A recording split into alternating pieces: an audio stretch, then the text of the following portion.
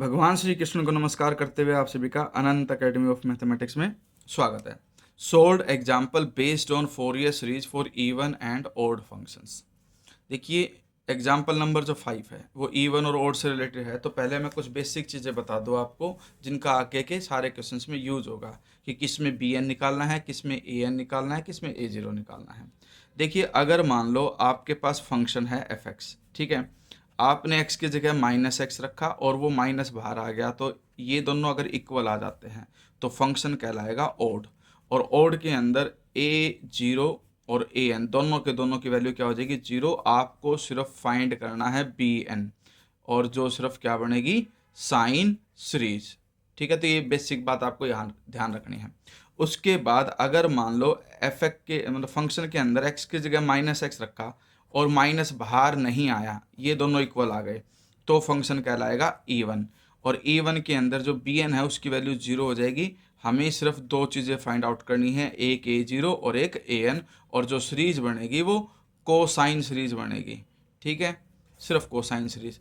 अब हमारे पास जो एग्जाम्पल नंबर 5 है उसमें ये है, find the Fourier expansion of f x is equal to x in -π to π since f x equal to x. देखिए, अब हमारे पास क्या है, फंक्शन जो एफ एक्स है वो दे रखा है एक्स, इसके अंदर -x रख के देखा तो x की जगह माइनस हो गया, माइनस एज इट इज। ये x जो है किसके इक्वल है? एफ एक्स के। तो इस x की जगह पे हमने रख दिया एफ एक्स, इसका मतलब ऑड फंक्शन। ठीक है, तो स्टेटमेंट आप लिख देना कि f x is an odd function as well as monotone.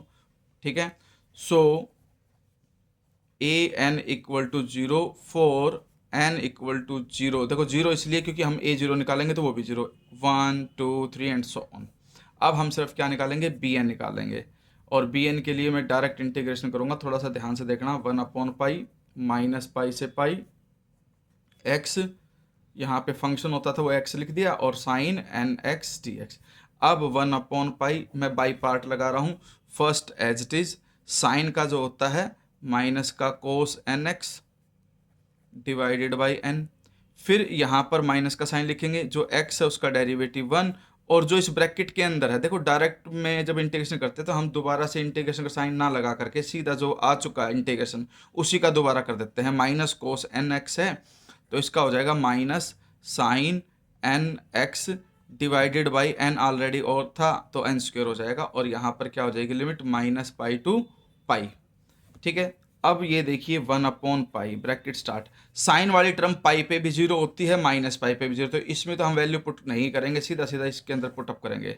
अब इसमें x यहाँ है और यहाँ है, तो पाई ये नेगेटिव आ गया आगे, cos n pi divided by n, फिर माइनस का साइन, फिर इस x की जगह पे -π पुट अप किया जाएगा। ये वाला जो नेगेटिव था वो इस नेगेटिव से मिलकर उसको पॉजिटिव कर देगा। ठीक है, और कोस एन एक्स की जगह पर -π, क्योंकि हम -π लोअर लिमिट पुट करते हैं अपॉन एन।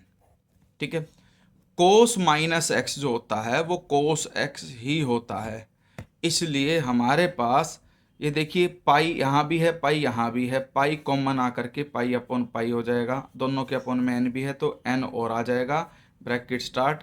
ये माइनस का है, ये भी माइनस का ही होगा क्योंकि ये कोस एन पाई, ये भी कोस एन पाई, क्योंकि कोस -x कोस x ही होता है। तो इस प्रकार से हमारे पास -2 कोस एन पाई ये बचेगा सिर्फ यहाँ पे, यहाँ पाई से पाई कट जाएगा, और कोस एन पाई की वैल्यू होती है -1 की पावर n, तो -2 इंटू -1 की power n divided by n, और ये हो जाएगा -1 की पावर n प्लस 1, क्योंकि एक नेगेटिव ये रहा और इसकी पावर n है ही, तो नेगेटिव को जब इसके साथ मिलाऊंगा तो -1 की पावर n प्लस 1 लिख सकता हूँ, और इंटू में 2/n, ये आपके पास bn आ गया।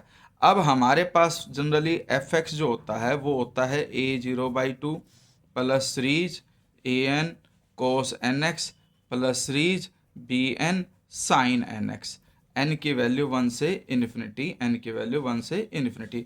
तो ये जीरो है, इसमें ए एन जीरो है, तो ये दोनों तो हट जाएंगे, सिर्फ इसके अंदर वैल्यू पुटअप की जाएगी बी एन की, और उसमें भी जो कांस्टेंट वैल्यू है बी एन में वो -1 की पावर n प्लस 1 और 2 है। समेशन के अंदर सिर्फ 1/n बच जाएगा, और यहाँ बच जाएगा साइन एन एक्स। ठीक है, क्योंकि जो भी कांस्टेंट वैल्यू होती है उसको समेशन से बाहर लिख देते हैं, n वाली टर्म को अंदर रखेंगे, और n की वैल्यू क्या है अब आपकी 1 से लेकर के इन्फिनिटी तक।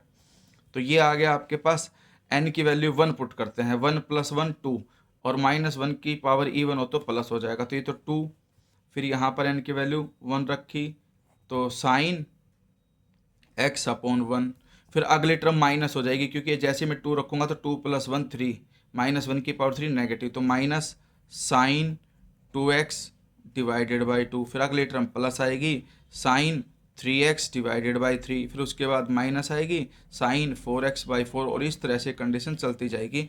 यही हमारे पास सीरीज आ रही है।